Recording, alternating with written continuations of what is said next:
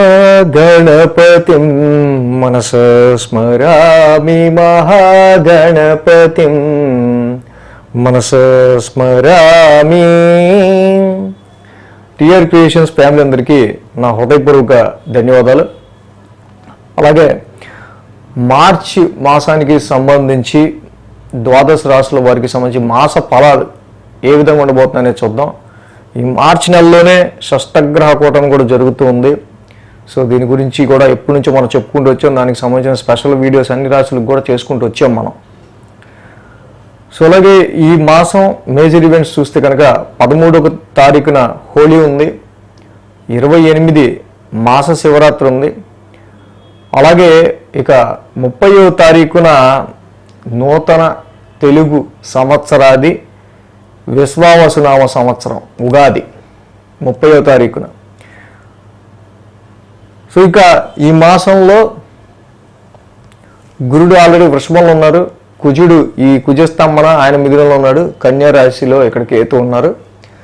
ఇక్కడ మెయిన్గా చూస్తే కనుక శని, రాహువు, శుక్రుడు, రవి, బుధులు అందరూ కూడా నెమ్మదిగా ఒక్కొక్కరుగా ఈ మాసాంతానికి అందరూ కూడా ఇక్కడ మీన రాశిలో కంజెక్ట్ అవుతున్నారు, ఇతి చెందుతూ ఉన్నారు.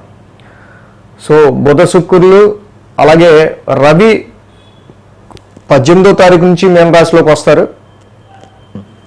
శని ఇక మాసాంతానికి చివరి నెలలో చివరి 2 రోజుల్లో 29వ తారీఖు అలాగా ఆయన కూడా మీన రాశిలోకి వస్తున్నారు.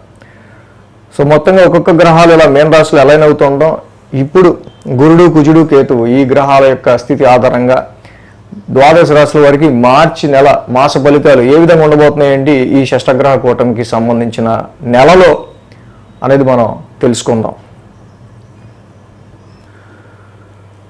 తులారాశి వారికి సంబంధించి చూద్దాం మార్చి మాస ఫలితాలు. తులారాశి వారికి సంబంధించి చూసినట్టయితే కనుక ఈ రాశికి షష్టమంలో బుధుడు, షష్టమంలో రాహువు అలాగే రవి 3 గ్రహాలు షష్టమ స్థానంలో సంచరించే గ్రహాలు ఏవైతే ఉన్నాయో అవి వీళ్ళకి అనుకూలంగా ఉన్నాయి. తులారాశి వారికి ముఖ్యంగా గుర్తుపెట్టుకోవాల్సిన విషయం ఏంటంటే రాశ్యాధిపతిని శుక్రుడే. ఇక్కడ ఈ రాశి వాళ్ళకి జనవరి నుంచి కూడా జనవరి 28నే ఆయన అడుగుపెట్టారు, ఫిబ్రవరి అంతా కూడా 6th ఉన్నారు. సో ఇక్కడ ఆయన చాలా కాలం పాటు నెల 30 రోజులు అట్ట ఉండే శుక్రుడు ఇక్కడ మనకి లాంగ్ రన్గా ఉంటున్నారు 6th హౌస్లో. ఆరోగ్యం పట్ల అశ్రద్ధ వహించకుండా ఉండడం అనేది మంచిది. అలాగే అనవసరమైన లిటిగేషన్స్, అనవసరమైన తలకాయ నొప్పులు లాంటి విషయాల్లో తలదూర్చకుండా ఉండటం మంచిది. ఫీమేల్ పర్సనాలిటీస్కి సంబంధించి ముఖ్యంగా స్త్రీలతో వివాదాల విషయంలో కొంచెం జాగ్రత్తగా ఉండడం మంచిది. ఈ రాశికి మేజర్గా మనం చూస్తే కనుక అష్టమంలో గురుడు ఉంటున్నారు, పక్కన గురుబలం కూడా తక్కువ ఉంది. గురుబలం ఎప్పుడు తక్కువ ఉంటుందో మనకి నిందలు ఎక్కువ అవుతూ ఉంటాయి. ఆఫీస్లో కానీ బయట కానీ చేయని పనికి నిందలు పడాల్సి వస్తుంది. సో ఎంత పెద్ద స్టేజ్లో ఉన్నా కూడా ఒకనొక సమయంలో ఏంటో చిన్నబోయిన మొహం పెట్టుకోవాల్సిన అవసరం, అలాంటి పరిస్థితులు కూడా ఎదురుపోయే ఆస్కారాలు ఉంటుంటాయి ఇక్కడ. సో మొన్నటి వరకు చూస్తే సెప్టెంబర్ నుంచి కూడా గురుడి యొక్క వక్రం, అక్టోబర్, నవంబర్, డిసెంబర్ 4 నెలలు గురుడు వక్రంలో ఉంటాం. అదర్ సోర్సెస్ ఆఫ్ ఇన్కమ్కి సంబంధించి కావచ్చు, some sudden financial wealth expenses కావచ్చు.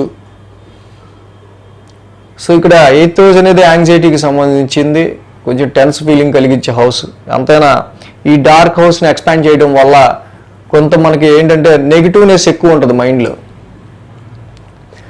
కాబట్టి ఇలా సిచ్యువేషన్ ఉండగా గురుబలం తక్కువ ఉండగా ఈ మాసాంతానికి మనం ఆల్రెడీ షష్టగ్రహ కూటమి గురించి చెప్పుకున్నాం. అన్ని రాశులకి మాసాంతానికి ఒక్కొక్క గ్రహంగా ఆల్రెడీ శుక్రుడు ఉన్నారు, తర్వాత బుధుడు వచ్చారు, ఇప్పుడు తర్వాత రవి, తర్వాత చంద్రుడు, శని, ఇలా రాహు అందరూ 6 గ్రహాలు కూడా 6th హౌస్లో కంజెక్ట్ అవుతూ ఉన్నాయి.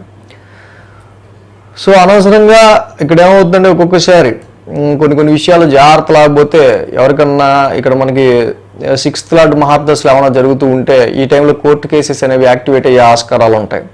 కాబట్టి అంత పరిణామాలకు దారితీసే సిచ్యువేషన్స్ వాటి జోలికి వెళ్ళకుండా ఉండడం అనేది మంచిది. అప్పులు ఎక్కువగా చేయాలని చూస్తారు.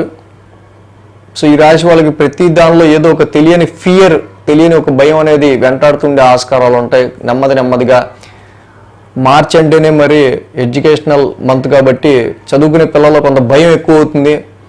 అరే మార్కులు సరిగ్గా రావద్దు, ఇంట్లో వాళ్ళు ఏమంటారో, మార్కులు సరిగ్గా రావద్దు, ఏమవుద్దు, వస్తాయో రావో, ఇలాంటివన్నీ కూడా.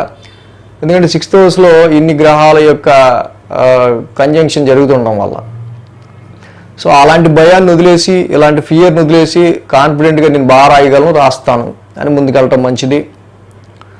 ఇన్వెస్ట్మెంట్స్ పరంగా చూస్తే మొదటి 2 వారాల్లో ఇక్కడ మీరు పెట్టుకున్న ఎక్స్పెక్టేషన్స్ ఇన్వెస్ట్మెంట్స్లో కానీ, స్టాక్స్లో కానీ, షేర్స్లో కానీ ఏదైతే పెట్టుకుంటారో దానికి సంబంధించి డెఫినెట్గా మీరు పెట్టుకునే ఎక్స్పెక్టేషన్స్కి విరుద్ధంగానే ఉండే ఆస్కారాలు ఉంటాయి. జాగ్రత్తగా ఈ విషయాల్లో ఉండాల్సిన అవసరం ఉంది. ఎప్పుడైతే రవి శత్రుస్థాన సంచారంలో శనితో కలిసి ఉన్నారో ఇక్కడ పంచమ స్థానంలో, లవ్ లైఫ్ విషయంలో కావచ్చు, ఎడ్యుకేషన్ పరమైన విషయాల్లో కావచ్చు, ఇన్వెస్ట్మెంట్స్ పరమైన విషయాల్లో కావచ్చు, మొదటి 2 వారాలు అంత అనుకూలమైన పరిస్థితులు తక్కువగా ఉన్నాయి. చదువుకునే పిల్లలు చదువు మీద శ్రద్ధ ఉండాల్సిన అవసరం ఉంది. అష్టమంలో గురుడు ఉన్నాడు, సప్తమంలో ఈ రకమైన కంజంక్షన్, 6th హౌస్లో ఇన్ని రకాల ప్లానెట్స్ ఉన్నాయి. సో కాబట్టి ఎక్కువ మోర్ ఫోకసింగ్ ఈ కిడ్స్కి ఫస్ట్ స్ట్రెస్ అనేది ఫ్రీ చేసి మోర్ ఫోకస్ అనేది ఎడ్యుకేషన్ మీద పెట్టాల్సిన అవసరం ఈ రాశి వాళ్ళకి కనిపిస్తుంది మెయిన్గా. కాబట్టి ఈ తులారాశి వాళ్ళకి సంబంధించి మనం చూస్తే అష్టమ గురు దోషం, అలాగే వేణులో కేతు యొక్క దోషం కూడా ఉంది.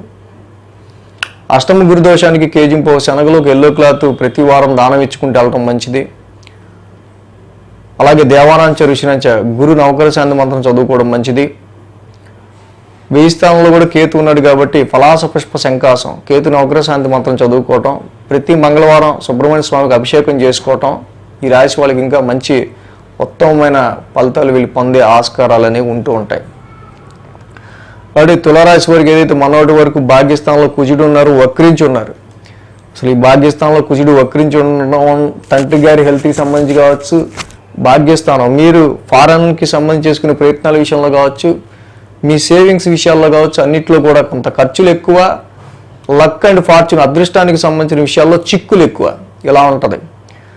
గురుడు కుజుడు ఇప్పుడు అట్లీస్ట్ వాళ్ళ వక్రత్యాగం కంప్లీట్ అయిపోయి ఇప్పుడు ఫార్వర్డ్ మోషన్లో ఉన్నారు కాబట్టి తప్పకుండా గత 3 నెలల కంటే స్ట్రెస్ అయితే ఈ రాశి వాళ్ళకి తగ్గుతుంది. అటు చెప్పిన రెమెడీస్ అనేవి చేసుకోవడం ఈ రాశి వాళ్ళకి ఇంకా మంచిది. So thanks for watching TR creations.